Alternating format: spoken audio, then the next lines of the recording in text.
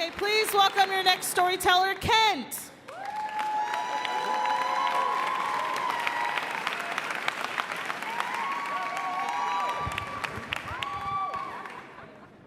So when I was about 4 years old, my family moved from New Mexico to Salt Lake City, Utah. We were the first non-Mormon family on our block. Basically, in the land of the Waltons, we were the Addams family.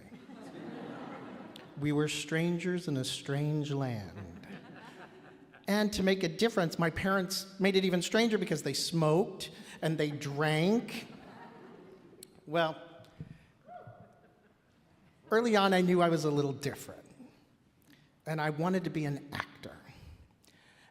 But when I was around 13, joining middle school, my parents got divorced. Even more strange by Utah standards.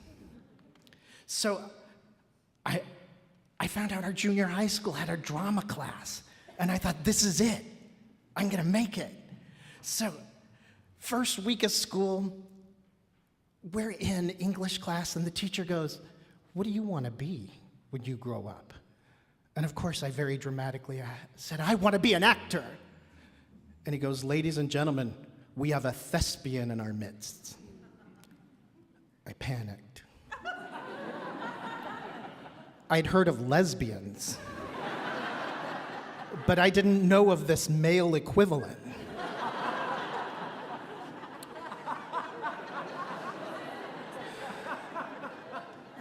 So, first week of drama class, the teacher assigns all of us to lip sync to a musical. Right in my wheelhouse. So I go home that night and I go through the LPs and I find Camelot. It's my favorite musical. Camelot.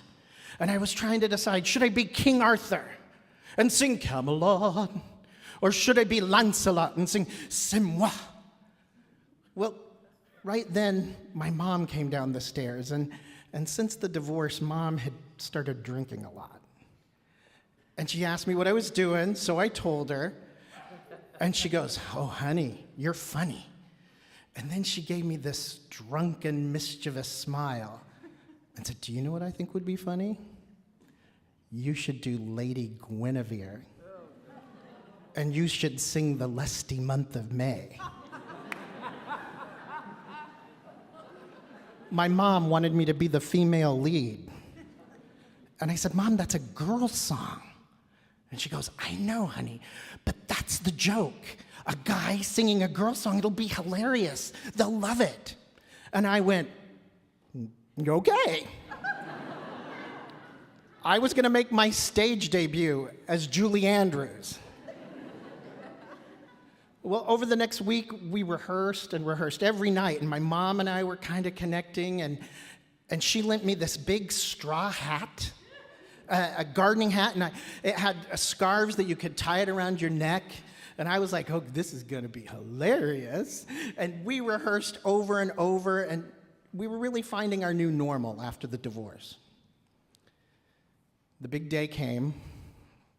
I threw up all morning. But I was gonna do it. So we're in drama class. Teacher calls my name. I go up behind the stage, I put on the hat, my heart's beating, and she goes, okay, Kent, which track is it? And I said, it's number 8. She goes, 8? Are you sure? And I said, yeah. And so, music started. I throw open the curtains, and I'm standing there in the hat, and I start mouthing, tra-la, it's May, the lusty month of May. Dead silence. And I thought, okay, they're slow, they don't get the joke.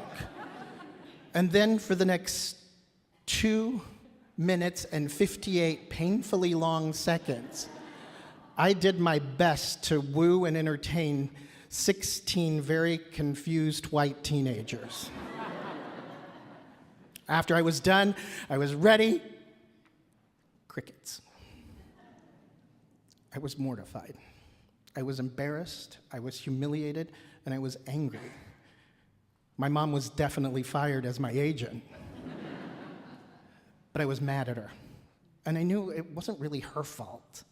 But I thought to myself, you know, a sober parent wouldn't talk a 13-year-old into doing drag.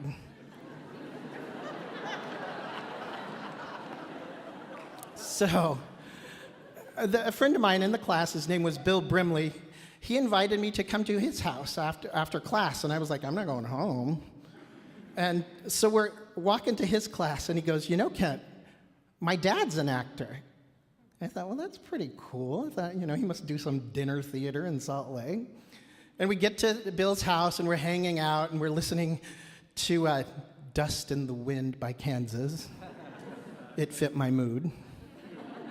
And Bill's dad walks in, and Bill says, hey, Dad, meet Kent. He's an actor, too.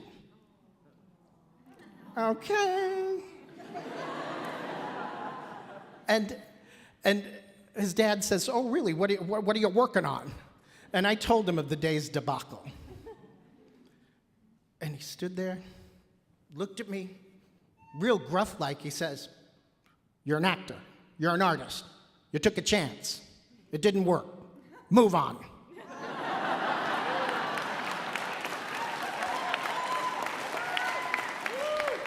So then he goes, Bill, it's time for supper. So I'm walking home, and it's reeling in my mind, and I get home, and Mom's at the door waiting with a cigarette in one hand and a drink in the other. And she said, honey, how'd it go?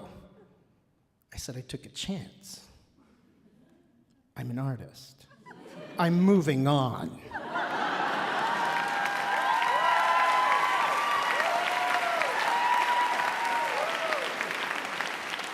About a year or so later, I was at the movies seeing The China Syndrome, and I recognized the voice.